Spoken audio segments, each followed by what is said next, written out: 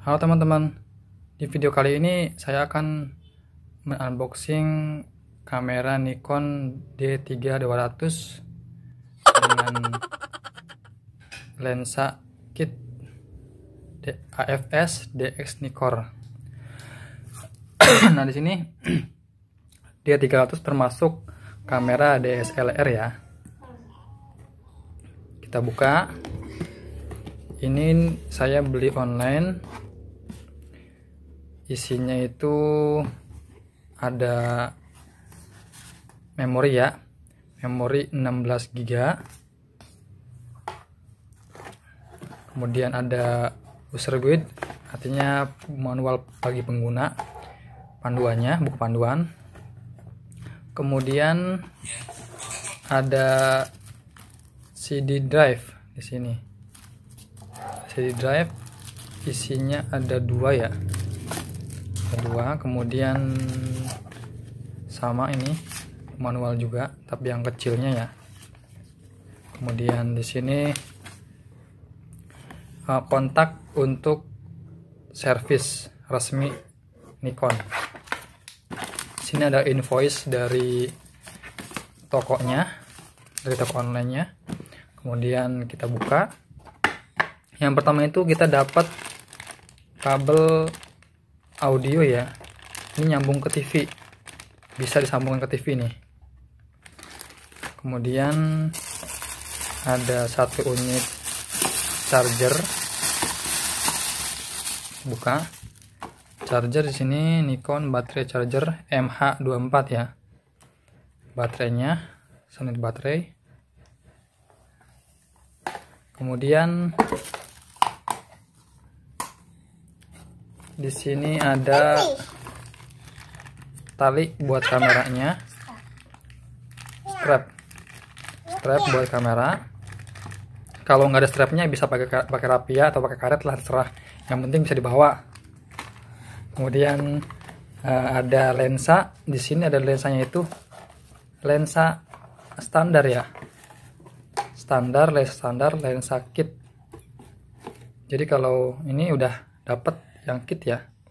Di sini Nikon AFS Nikkor ya. Ini standar.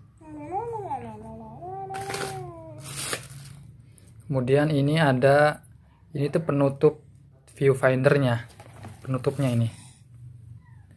Kemudian di sini ada satu unit kameranya, body kameranya. Coba tolong. Nah, ini body kameranya ya. Seperti ini. Biasa kalau Nikon itu ada ciri khasnya itu strip merah di sini. Ya. Ini tertutup body kameranya. Seperti tampilannya. Kemudian ini lumayan enteng sih dibanding dengan kamera Canon.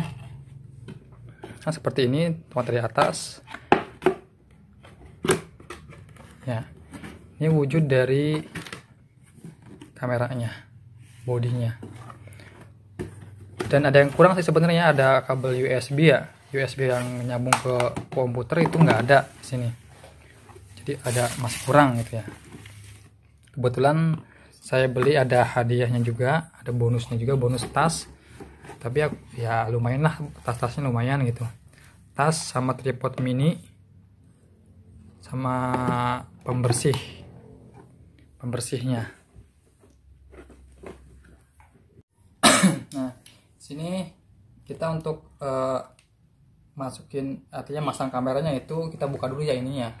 Kita buka dulu penutupnya, pelindungnya. Pertama kita buka dari ini, lensanya kita buka. Di sini ada petunjuknya nih, open. Untuk open itu biasa putar ke kanan. Kita putar. Nah, putar, kita buka. Nah, begini bentuknya. Ini tertutup ya, aman berarti ya. Kita taruh dulu sebentar. Kita buka lagi yang ininya, yang di bodinya, sama kanan. Nah, ini. Kemudian untuk masukkannya itu kita satukan warna putih. Di sini ada warna putih. Di lensanya juga ada warna putih. Kita satukan, tempelkan. Kemudian kita putar lagi. ke kiri. Kalau tadi buka kan ke kanan ya, ini ke kiri. Trek sampai bunyi trek. Nah, gimana buat nyopot laginya? Kalau pengen nyopot lagi itu di sini ada tombol ini, tombol buat buka lensa. Tekan dulu, putar kanan. Ini untuk nyopot ya. Nah, sekarang kita pasang. Di sini ada konektor CPU-nya, jadi dia tuh bisa fokus sendiri gitu. Jangan. Kita pasang ya. Trek selesai. Nah, selesai kayak gini. Adapun di sini menu-menunya, adapun tampilannya atau isinya itu di sini ada karetnya ya. Ada karetnya, lumayan keras sih. Kemudian di sini juga ada karet nih buat pegangan gini ya. Karet yang nyaman lah, pegang nyaman. Kemudian ini kalau dipegang itu lumayan enak sih. Jadi selengan juga enak. Tuh. Ini nyangkut. Jadi enak. Ya. Kemudian di sini ada slot lagi. Di sini ada slot audio, ada kemudian HDMI. Untuk ke TV, HDMI sama USB. Ya, ini pakai karet lagi. Jadi kalau pengen nambahin mic eksternal bisa di sini. Nanti dimasukin ke sini. Tempelin di sini ya. Ini untuk mic eksternal. Di sini sebenarnya ada mic juga. Mic-nya itu di sini. Di atas tulisan D3200. Ini berupa mic. Sementara speakernya itu ada di atas di sini. Ini speaker dan ini mic. Ya. Ini. Kemudian sebelah kanannya itu ada tempat memori. Di sini memori. Memorinya itu tipenya MMC. Kalau yang punya micro SD bisa pakai micro SD, tapi nanti slotnya yang ke MMC. Kemudian di sini ada baterainya, di bawah ya baterainya. Sekarang kita masukkan dulu baterainya ya. Kita masukkan dulu baterainya. Masukkan. Tutup. Kemudian kita masukkan kartu memorinya ya. Di sini sesuai dengan gambar ya. Begini masukinnya. Nah, tutup. Kemudian adapun fungsi tombolnya, di sini ada on off ya. On off, kemudian di sini ada info itu untuk mematikan layar sini. Bisa matikan di sini info. Kemudian di sini ada knob. Di sini ada pilihannya banyak. Ini semua fungsinya bisa dilihat di user guide, di buku manual ada semua. Kayak kita auto ya. Kemudian tombol di depannya itu ada, di sini ada viewfinder ya. Di viewfinder, kemudian di atasnya ada ini slot, ini dilindungi ya. Nah, ini untuk flash eksternal tambahan atau juga buat dudukan mic eksternal. Kemudian di sini ada tombol navigator. Di sini ada kayak menu timer atau apa gitu, di sini ada, dan mengambil gambar banyak. Kemudian di sini ada hapus di sini. Kemudian di sini ada playback, ada menu, ada zoom in, zoom out, sama info. Ya. Kemudian di sini depan itu ada inframerah. Kemudian adapun inframerah yang dari depan itu ada lagi di sini. Nah, di sini pegangan ini adalah inframerah juga sama. Dari depan belakang itu ada inframerahnya. Kemudian di depan juga ada, di sini ada lampu. Ini menandakan bahwa sedang mau mengambil gambar. Biasanya warna kuning ini tuh. Kemudian di sini ada untuk mengatur rana ya, atau ISO ini. Bisa dilihat di buku panduan. Kemudian di atasnya juga ada ini flash. Sebelum kita nyalain, kita buka dulu ininya, penutup lensanya. Ini harus dibuka dulu. Kadang-kadang lupa gitu ya. Ada yang parah banget ngerekam, ininya masih tertutup. Itu Patrick SpongeBob gitu.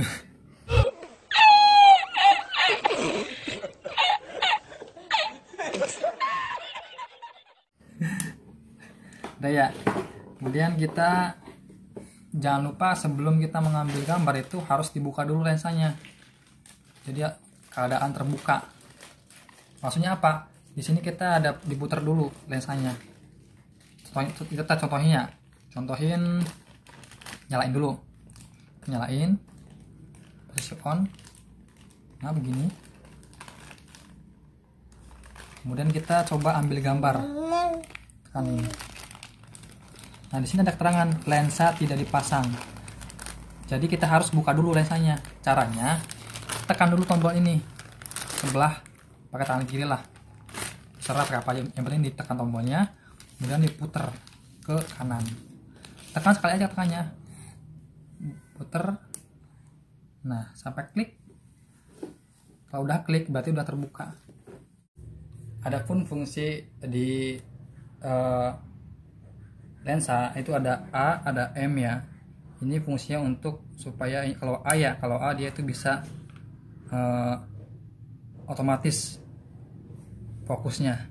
Coba kita perhatikannya ini ya. Tekan fotonya. Nah, dia akan muter, bergeser. Kita putar lagi nih. Tekan. Tuh, dia bergerak. Dia fokus sendiri. Ini kalau di posisinya A, ini nggak bisa diputer. Tapi kalau M manual, berarti ya manual ya. Ini bisa diputar tuh. Untuk fokusin. Ini beda fungsi dari tombol yang sebelah kiri pada lensa. Ya. Adapun VR itu on off-nya itu untuk mengurangi hasil gambar guncangan gitu, mengurangi. Jadi lebih stabil gitu. Ya, jadi ini fungsi dari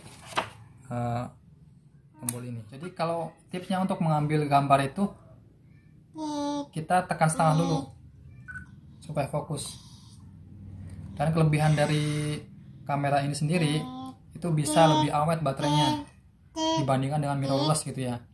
Jadi di sini kita bisa matikan layarnya dengan menekan tombol info di atas sebelah kanan. Mati. Jadi biar bisa ngirit juga. Lebih ngirit lah. Karena kita kan nggak perlu juga kan lihat. Yang penting ini ada ini ya, viewfindernya. Kalau di mirrorless nggak ada ya. Kalau di DSLR itu ada viewfinder. Kita bisa lihat dari sini. Begini.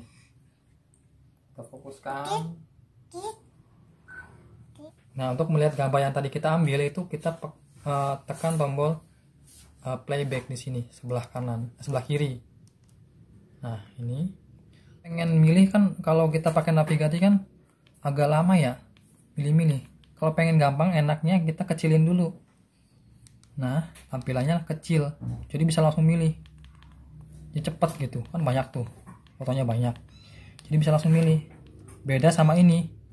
Kan lama ya. Satu.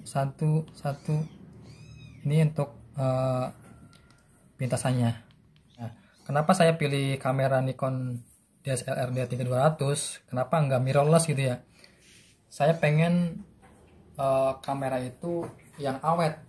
Karena saya sering berpergian jauh gitu ya, dari pagi bahkan sampai malam. Itu kadang-kadang kalau pakai mirrorless habis baterainya.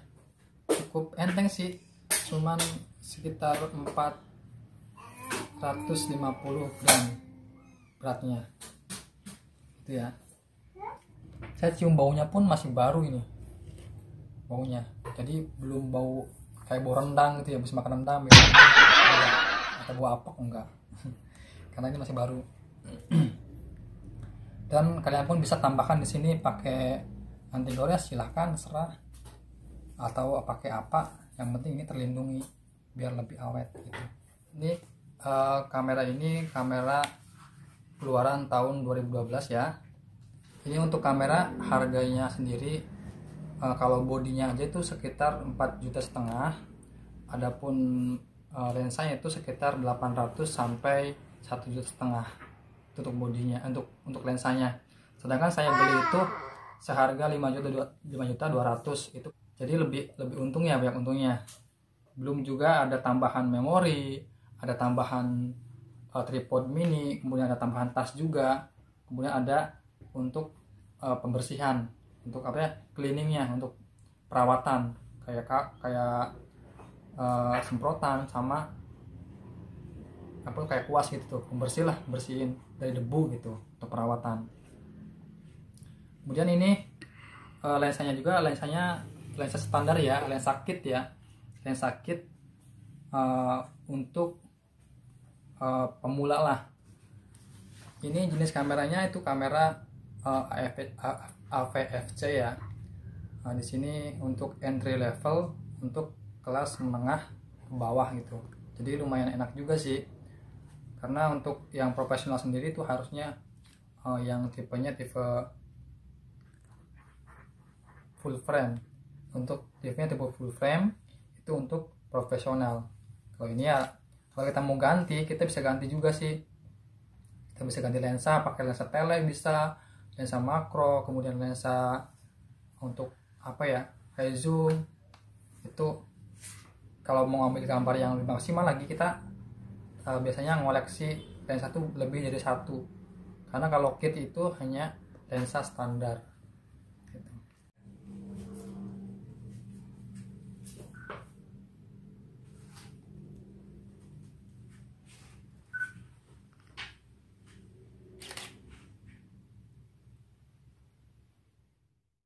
Nah, bisa begini. Jadi biar kita nggak jatuh gitu ya. Kalau kita gini kan agak riskan juga ya, riskan kayak gini. Boleh juga kita terserah kalian sih di sini. Kita ini dulu, putarkan dulu berapa putaran gitu, atau 2 putaran. Jadi biar aman. Kita ngambil gambar, kita megang ini, biar aman. Kadang-kadang kan kita keringetan itu kita nggak kerasa, takutnya jatuh. Nah itu masih bisa nyangkut. Ini kita ikatannya banyak, 3 ikatan, 3 putaran. Terserah sih, ini cuma saran dari saya supaya nggak untuk pemula gitu ya, nggak nyesel karena melewatkan safety-nya. Karena bahaya juga ya, kita begini, lagi begini nih, talinya begini, atau lagi jalan, kemudian nyangkut ini, ada kucing lewat atau ada kuda dinosaurus lewat, nyangkut ininya, malah ketarik jatuh. Ini kan fatal banget, karena ini kamera tidak boleh ada benturan yang keras, nggak boleh jatuh lah gampangannya. Yang penting lagi adalah penyimpanan. Itu tidak boleh nyimpan di tempat yang lembab. Contohnya kita kan tidur di lantai. Kita kan biasanya anak muda itu seringnya kebanyakan nggak pakai ranjang gitu, pengennya di kasur, lantai, kasur udah. Kemudian naruhnya pun sembarangan samping kasur, itu kan lembab, itu nggak boleh, bisa merusak kamera. Walaupun nggak langsung rusak, itu nanti bertahap rusaknya, seperti ngembun, nantinya berjamur, dan akhirnya karat. Akhirnya pun ini bakal mati, bisa dipakai. Makanya barang dijaga sekiranya kita bisa optimal memakainya dengan hasil yang lebih maksimal.